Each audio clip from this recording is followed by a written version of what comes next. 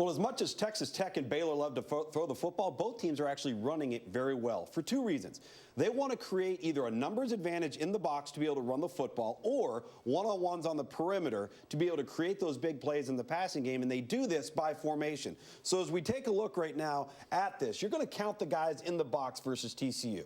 1, 2, 3, 4, 5. Now that's advantageous because you've got 5 guys to account for those 5, and actually you don't have an extra man if they decide to run the zone read here. Any type of zone read, quarterback lead run, quarterback option, they actually have a man advantage. But also look at the splits of the wide receivers. Yes. Yeah, they're outside the numbers. So they're forcing the defense to come outside. If you don't man up with at least 2 guys there, they're going to throw the bubble screen, quick screen outside. Sure. So it's really pick your poison. Pick your poison, but right now if you're Texas Tech, you're saying we what? We want to run the ball. We want to run the football because they're light in the box. And they run it, and they get a hat for a hat. In fact, they don't even block that guy, but because of the run action, they get a chance to make 5, 10, 15 yards. All right, so let's move on to the second play here. Now we're going to take a look at Baylor versus SMU. So let's pull it up again and see where we're at numbers-wise here.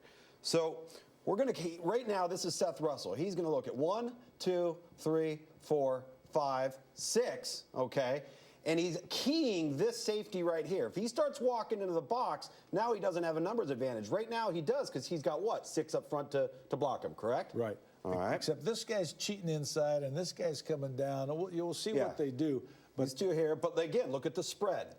Yeah, they're widening you out horizontally. And what they want to make you do is declare so the quarterback knows if he's coming, then I can throw the ball aside. If he's outside wide enough to stop this, then we're going to run the football. So it's just it's a numbers and it's a vision. I can sort of say, yeah, run or pass based on this. So right here, they like the run. They pull the guard around, and now it's the back onto the second level. He breaks a couple tackles. You love it. You gain 4 or 5 yards. Good. Yeah, 5 yards of crack is okay. All right. So once again, now this is where I think they do a great job at Texas Tech. Watch what ends up happening. The numbers are easy. 1, 2, 3, 4, 5, 6. Okay. So here's what you got to look out for. Take a look at what ends up happening here as this play is run.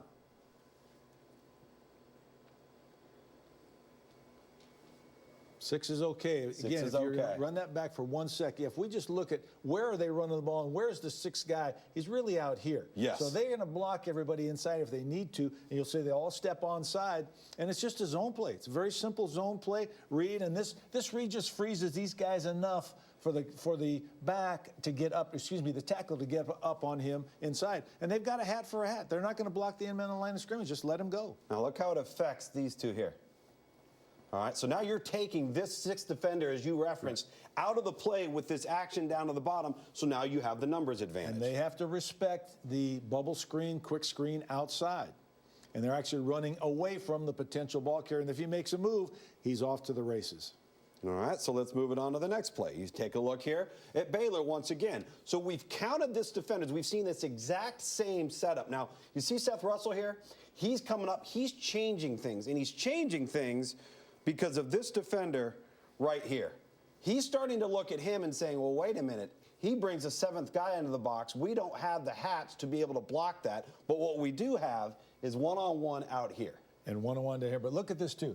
There is nobody in center field. So that's the other thing that a quarterback says, okay, middle open, nobody there, 0 type coverage. They've got guys walked up. So I'm thinking blitz. I've got the ability to protect it. They don't really even blitz. They're playing a run defense right there. They're aligning to stop the run. What they've done now is put their corners on a true island. That's exactly right. Let it run. What do? They throw it because they've got the one-on-one advantage. Too many numbers in the box. You don't want to run versus that. And with no safety help, we should have had an inside technique by the corner. He lets the guy and say, there's no help inside.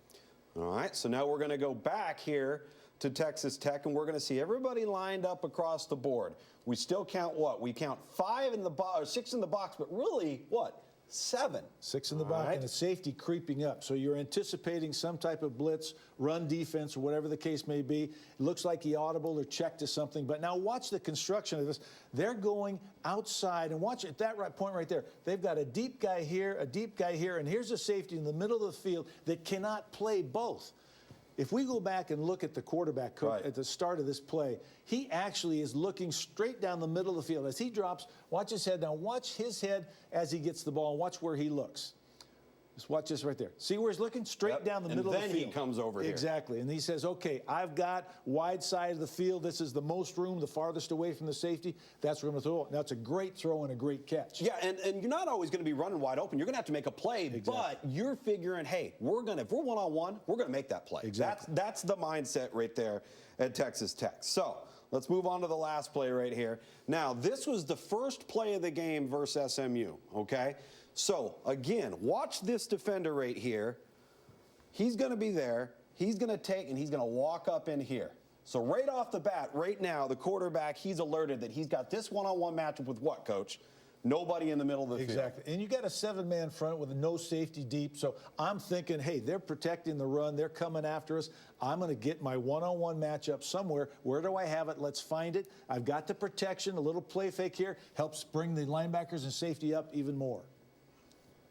Look at all these guys coming up near the line of scrimmage. You're going to do that to Baylor? You're going to be one-on-one down here, one-on-one up here. Exactly. And they'll run some type of a cross route down here, a pick rub route coming off, and then it's one-on-one on that backside. You pick your poison. He can go inside or outside. Better play by the corner because he at least made him go outside where he can use the sideline as his 12th defender. So you see everybody talks about the passing game. It's going vertical, but look how the formations widen, and that's where you see the numbers. Look at these numbers between these two. Something's got to give, right? Something has to give on defense. Yards per game, points per game, all highly ranked offensive statistics for both of these ball clubs. Going to be a fun one in Arlington.